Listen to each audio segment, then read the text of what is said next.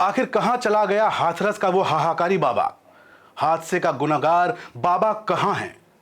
Suit boot वाले बाबा ने सैकड़ों जानें ले डाली। जी, सही सुन रहे हैं दोस्तों। हाथरस में हुए हाहाकारी कांड के बाद पूरे देश में एक अजीब सा सन्नाटा है। सन्नाटा है कई सवालों का, सन्नाटा है सैकड़ों घरों में मातम की चीख पुकारों का, और सवाल है उस व्यवस्था पर जो केवल और केवल कांड होने के बाद ही जागती है। उससे पहले तो मानो उसका जमीर ही सोया रहता है, क्योंकि उसे भी अब आदत हो चुकी है ऐसे मंजर देखने की। नमस्कार दोस्तों, मैं हूं नितिन गुप्ता और आप देख रहे हैं बुलंद भारत टीवी। और आज मैं आपको कुछ बताने नहीं बल्कि आपसे ही कुछ पूछने आया हूं दोस्तों, कि आखिर कब तक देश में अंधविश्वास मासूम लोगों की जान लेता रहेगा? क्यों मिट्टी के पीछे भागने वाले लोग मिट्टी में ही मिलते रहेंगे?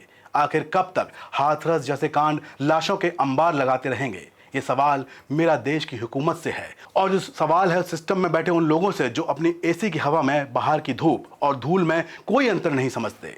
जवाब दो, आखिर कब तुम्हारी नींद खुलेगी? कब हमारे पैसे से मोटी रकम लेने वालों तुम्हारा जमीर जागेगा?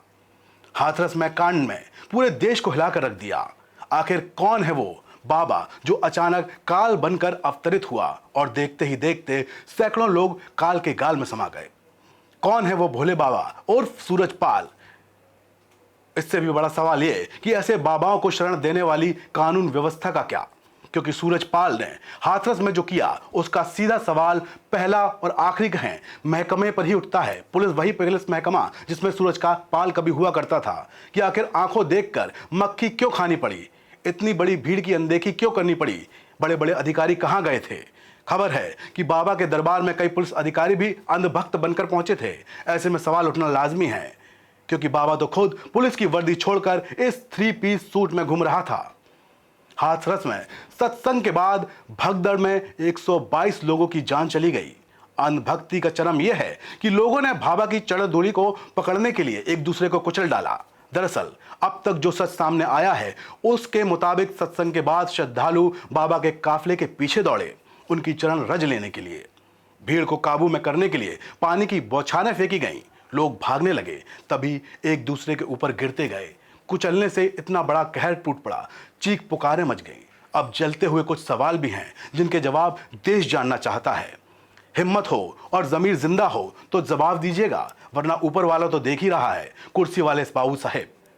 तो सवाल नंबर 1, एग्जिट और एंट्री पॉइंट क्यों नहीं बनाए गए थे? इतनी बड़ी व्यवस्था अगर रखनी थी तो एग्जिट और एंट्री का पॉइंट क्यों नहीं रखा गया? इस बात का ध्यान क्यों नहीं रखा गया? सवाल नंबर 2 ये उठता है कि इमरजेंसी रास्तों की व्यवस्था क्यों नहीं थी पूरे पंडाल में, जब लाखों लोग वहां जुटने थे?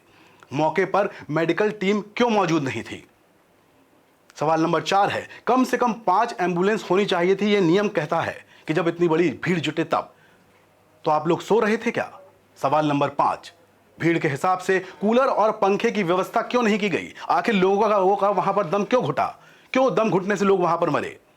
पर्याप्त वेंटिलेटर क्यों नहीं रखे गए थे? प्रशासन की तरफ से फोर्स क्यों कम लगाई गई? दोस्तों, ये सवाल उठ रहे हैं क्योंकि प्रशासन देख रहा था कि इतनी भीड़ आ रही है, फिर भी फोर्स का इंतजाम नहीं था, खाने पीने की कोई व्यवस्था नहीं थी।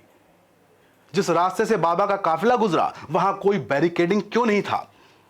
जब आप हीरो हैं किसी फिल्म के तो आपके आने जाने के लिए अलग से रास्ता होता है, तो बाबा के लिए क्यों नहीं बनाया? क्यों भक्त अचानक पीछे भागे? आयोजकों की ओर से जो परमिशन ली गई थी उसमें सभी बातों का क्यों जिक्र नहीं किया गया? कम से कम 10 एकड़ की जगह को बराबर करना था, जो कि नहीं किया गया। मैदान के चारों तरफ आने जाने के रास्ते बनने थे, वो नहीं बनाए गए। ये वो सवाल है दोस्तों जो पूरा देश आज जानना चाहता है, क्योंकि ये सवाल सिस्टम से है। जिस 3 पीस सूट वाले बाबा ने ये कांड कर डाला, उसकी वजह से इतने सारे लोग काल के गाल में सगा गए। पूरा देश रो रहा है और खबरें सामने आ रही हैं कि समागम स्थल पर पंडाल के भीतर की व्यवस्था की सिक्योरिटी टीम वहां वॉलंटियर्स के हवाले थी। जिला प्रशासन ने भी बाबा के पूर्व कार्यक्रमों को देखते हुए पर्याप्त इंतजाम नहीं किए थे। LIU के पास भी इतनी भीड़ जुटने की इनपुट नहीं था। इसी वजह से पुलिस से ही सुरक्षा व्यवस्था संभल नहीं रही थी। सिपाहियों की संख्या भी भीड़ के अनुपात में काफी कम थी। तो ये सब क्यों? आपको दिखा नहीं जब इतनी भीड़ टूटी? आपको नहीं दिखा जो इतने लोग, उसका अनुमान लगाया गया था। जब एक बर्तन में आप पानी भरते हैं और वो गिरने लगता है तो साफ दिख जाता है दोस्तों। तो आप कहां, आपसे चूक कहां हो गई? इतने बड़े बड़े अधिकारी कहां बैठे थे?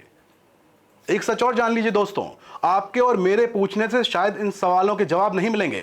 जांच और सियासत बराबर होती रहेगी। बाबा हो सकता है गिरफ्त में आ जाए, लेकिन जो चले गए उन्हें वापस नहीं लाया जा सकेगा। इसलिए वक्त रहते आपको बस यही करना है, और यही मैं आपसे कहना चाहूंगा कि अपनी सुरक्षा अपने हाथ करें और किसी भी अंधविश्वास के जाल में फंसने से पहले खुद को 100 बार समझा लें, वरना पछताने से कुछ नहीं होगा। लेकिन आपको अलर्ट रहने से ऐसे लोगों को बढ़ावा नहीं मिलेगा और ये काबू में रहेंगे, क्योंकि बाद में जो होता है उसका नज़ारा हाथरस में आप साफ देख सकते हैं। लेकिन हम आपकी आवाज़ को उठाते रहेंगे, क्योंकि हम हैं बुलंद भारत टीवी, ताकत आपकी।